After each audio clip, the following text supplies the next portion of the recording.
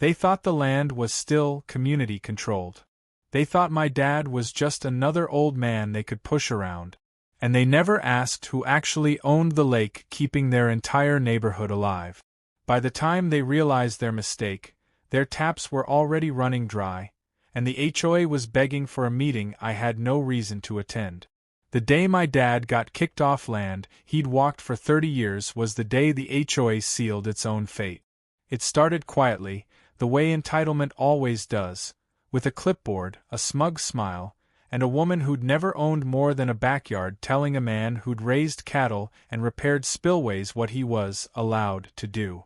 My dad had driven out early that morning, as he always did, to check the north edge of the lake. The water level had dipped slightly overnight, nothing alarming, just enough to warrant a look at the intake gate. He parked his truck, stepped out, and hadn't even reached the shoreline when she appeared. She wore the uniform, pressed polo with the HOA logo, oversized sunglasses, phone already recording. "You can't be here," she said. My dad laughed at first. He genuinely thought it was a joke. He pointed at the water, the tree line, the gravel road that existed decades before her subdivision did. "I've been here longer than those houses," he said calmly. She didn't laugh. She told him the HOA had exclusive access rights to the lake now. That the board had voted. That they'd had complaints about unauthorized presence. She waved a printed map like it was scripture and told him to leave immediately or she'd call the sheriff for trespassing. My dad tried to explain. He always did. He told her the lake wasn't ornamental. It wasn't a community feature. It was private water on private land, regulated under agreements older than the HOA itself. He told her the pumps, the gates, the overflow, all of it had to be monitored, especially this time of year. She cut him off mid-sentence. "This is HOA property now," she snapped. "You don't belong here." When he didn't move fast enough, she made the call. 2 deputies showed up 15 minutes later. They were polite, confused, and clearly annoyed to be dragged out for something that smelled like nonsense. My dad showed them his paperwork, old deeds, easements, water rights filings. The deputies exchanged looks. Then one of them shrugged and said the words that would change everything. "Sir, for now, it's probably best if you leave. Let the HOA sort this out." And just like that, a man who had maintained that lake before those deputies were born was escorted off his own land. He didn't argue. He didn't raise his voice. He got in his truck and drove home. Then he called me. I arrived the next morning. Inheritance paperwork had finalized barely a week earlier. 2,300 acres. Pasture, timber, wetlands, and one deep, spring-fed private lake that fed the entire subdivision downhill. The HOA knew the lake existed. What they didn't know, or chose not to care about, was that their community water feature wasn't theirs at all. It was a courtesy. A fragile one. I reviewed the documents over coffee. Deed. Water rights, maintenance obligations, termination clauses. Every legal detail was clear. Access was conditional. Interference voided cooperation. Harassment terminated agreements. They hadn't just crossed a line. They'd erased it. At 6:12 a.m., I made one phone call.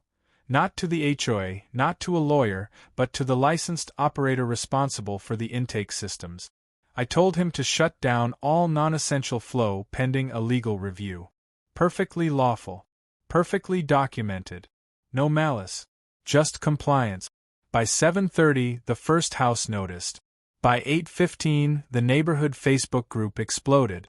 Is anyone else's water pressure gone? Showers barely working. Sprinklers dead. HOA emergency? By 9 a.m., the board president was calling my dad. By 9:04, he was calling me. By 9:07, I let it go to voicemail. Because sometimes the fastest way to teach people what they don't own is to let them feel its absence. By mid-morning, the HOA board was in full panic mode, and I was just getting started. I drove out to the property line where the subdivision's access road ended, the same gravel stretch my dad had been forced off the day before. The gate was still there, chained and locked, a fresh HOA notice zip-tied to the fence like a warning label on something they didn't understand. Community watershed, authorized access only. I took photos. Lots of them. Close UPS of the sign, the lock, the coordinates stamped into the fence post. Evidence matters when people lie later. Down the hill you could feel the tension without hearing a word. Residents were outside, wandering driveways with empty coffee mugs and confused expressions, twisting faucets like they were broken toys. Some were angry. Some were scared. A few were already blaming the HOA in loud, public ways. By 10 a.m., I had 3 missed calls from the board president, 2 from the same woman who'd kicked my dad off the land, and 1 voicemail from their attorney, overly polite, carefully vague, and dripping with sudden respect.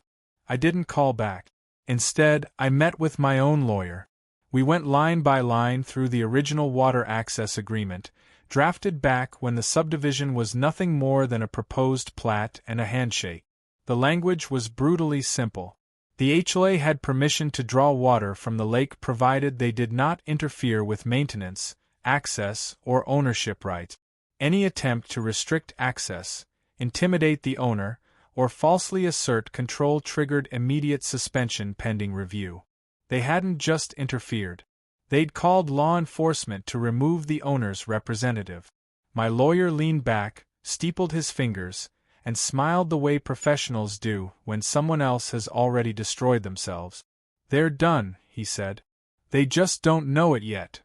At noon, the county water inspector showed up at the subdivision, not because the HOA called, but because half the neighborhood had.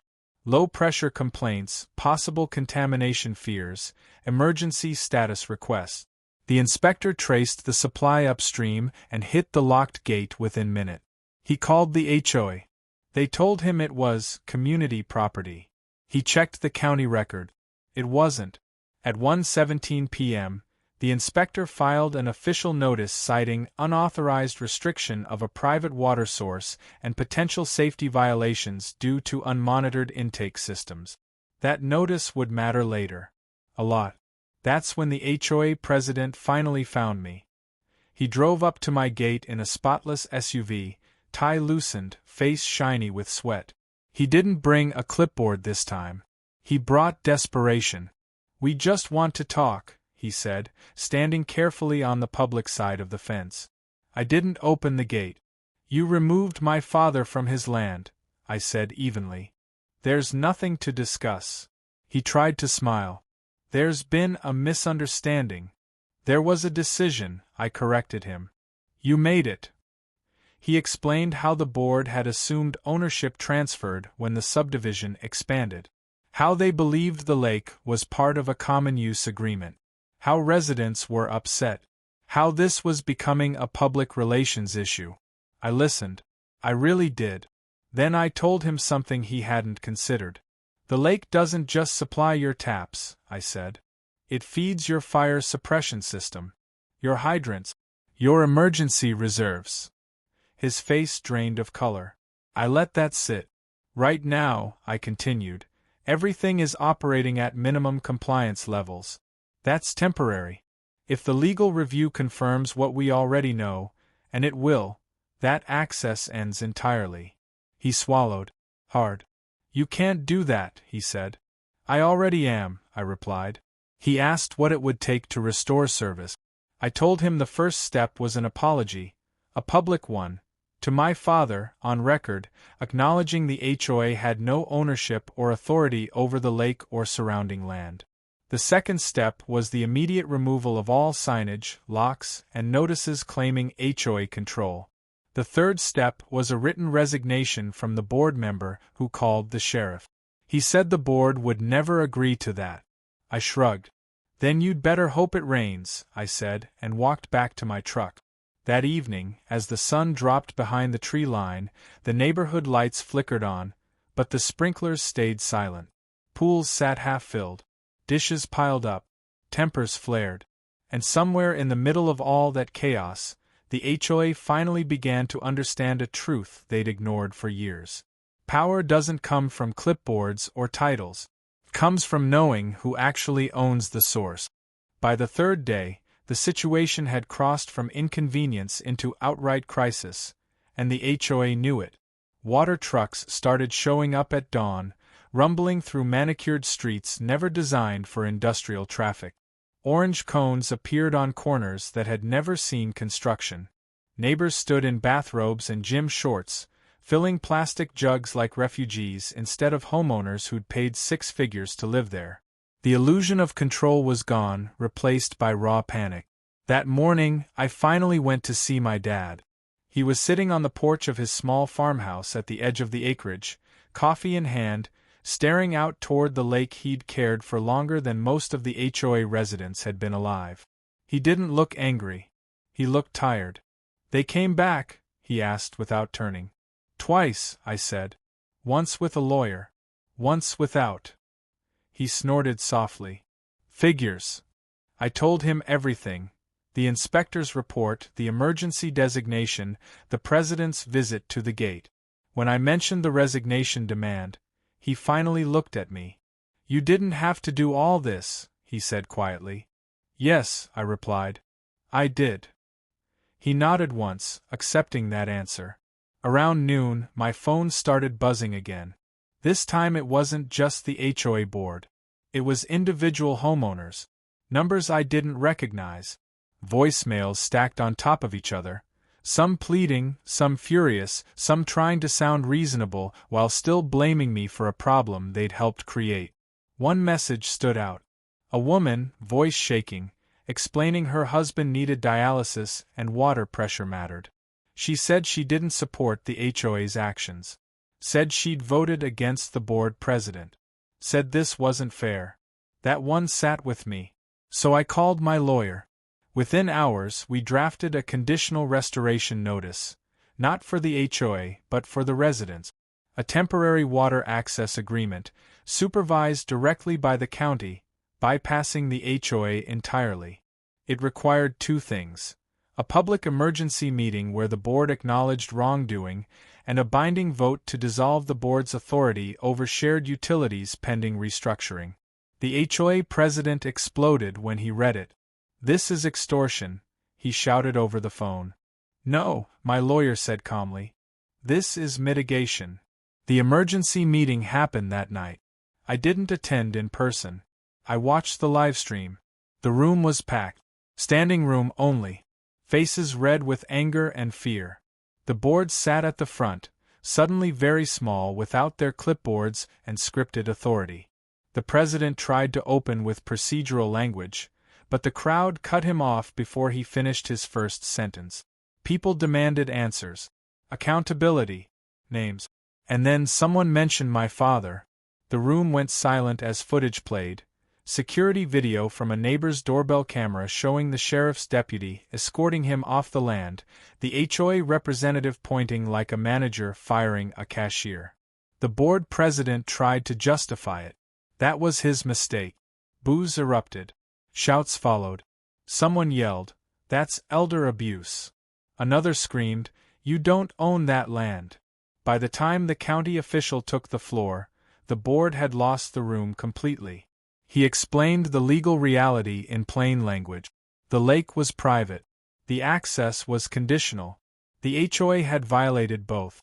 Then came the vote. Unanimous. The board president and two others were removed on the spot. The remaining members resigned within minutes.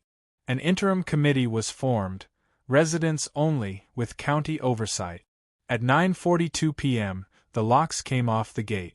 At 10:15 p.m., water pressure returned to the subdivision. I didn't celebrate.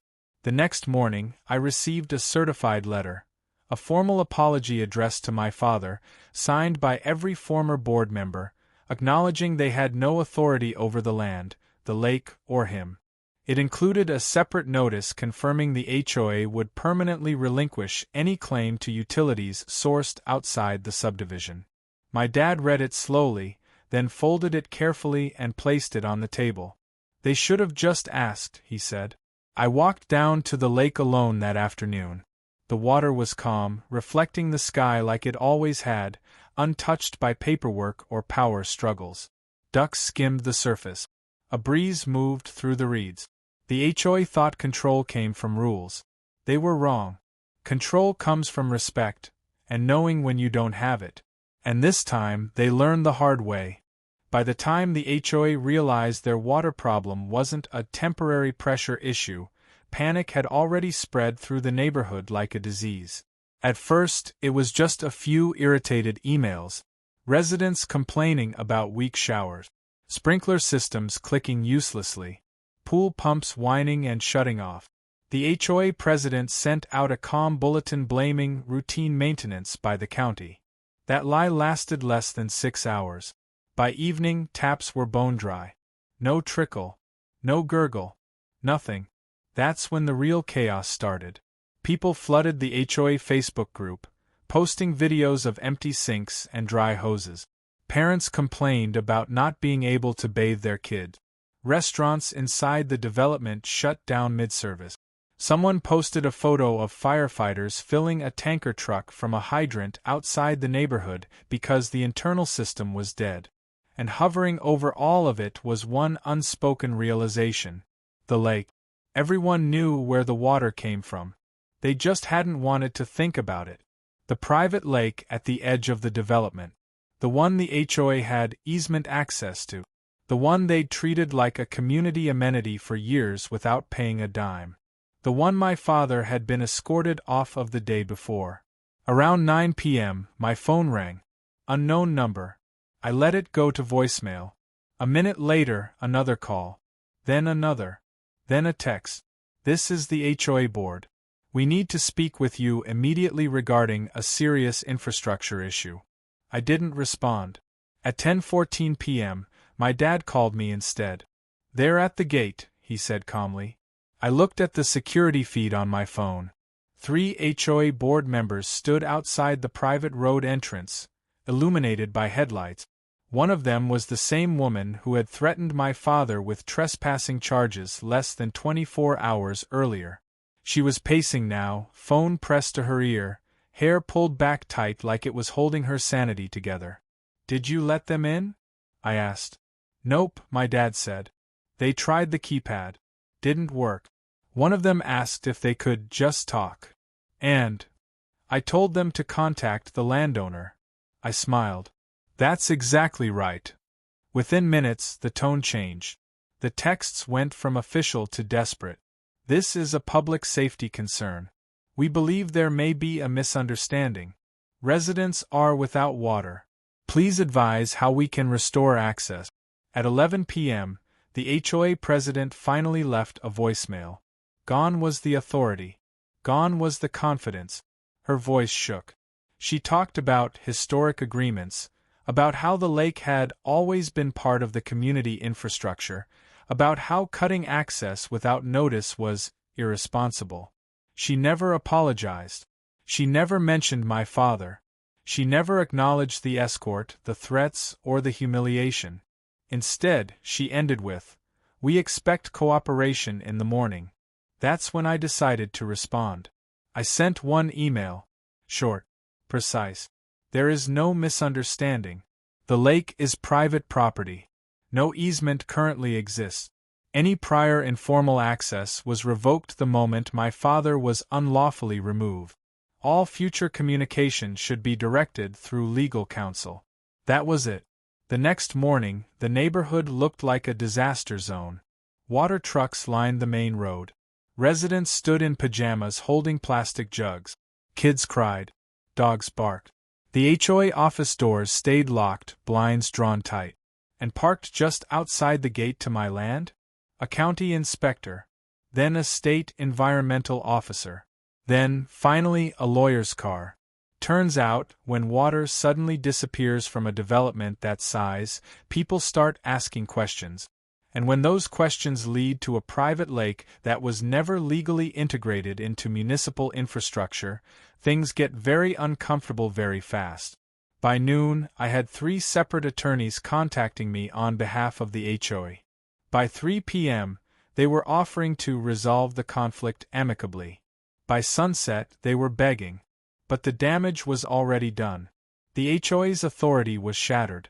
Residents were furious, Not at me, but at the board that had overreached, bullied an elderly man, and gambled an entire community's water supply on entitlement. And for the first time since inheriting that land, I realized something important. This wasn't revenge. This was accountability. And it was only just beginning. By the time the HOA finally realized the situation wasn't going to magically fix itself, the damage was already done, and not just to their plumbing. The first official letter arrived 3 days after the water shut off. Not a demand this time. Not a threat. It was carefully worded, painfully polite, and signed by the same board president who'd smirked while escorting my dad off land he'd walked for decades. They wanted a meeting. They wanted to discuss shared resources. They wanted to re-establish cooperation. They never once used the word apology. I didn't respond. Instead, I let them sit in the consequences. Tankers started showing up at dawn, rumbling through manicured streets that had never seen a utility truck before. Residents stood outside with empty containers, whispering, arguing, filming. The HOA Facebook group, which I'd quietly joined weeks earlier, was in full meltdown. People wanted names. People wanted resignations. People wanted to know why nobody had checked who owned the lake before picking a fight. That's when my lawyer stepped in. He sent a single letter. 1 page. No emotion. Just facts. It outlined the property lines, the inheritance, the private status of the lake, and the absence of any easement or water rights agreement. It also included documentation of my father's removal, photos, witness statements, timestamps. At the bottom was one sentence that ended the conversation. Any continued trespass or unauthorized water access will result in immediate legal action. The HOA folded within hours. The emergency meeting they'd scheduled for residents turned into a closed-door board session. 2 members resigned before sunset. The president followed the next morning, citing health reasons. Funny how fast stress appears when authority evaporates. Only then did I agree to talk. The meeting happened at a neutral office downtown, not the clubhouse, not my land. They came with binders. I came with nothing but my lawyer and a calm smile. They asked if I'd consider restoring water access temporarily. I asked if they'd consider compensating my father for harassment and wrongful removal. Silence. They asked what I wanted. I told them.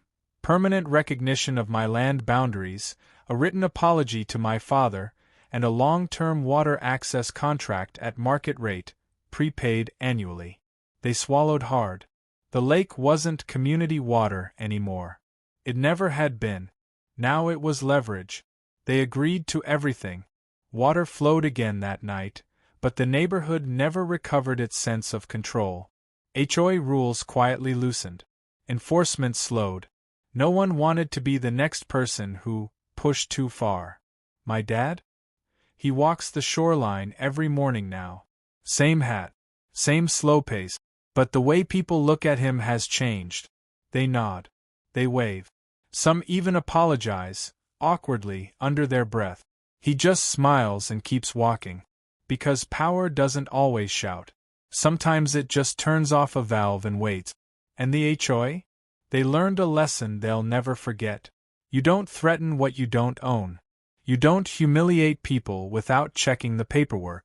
And you never assume the quiet landowner doesn't know exactly what he's worth. The water came back. But their authority? That dried up for good.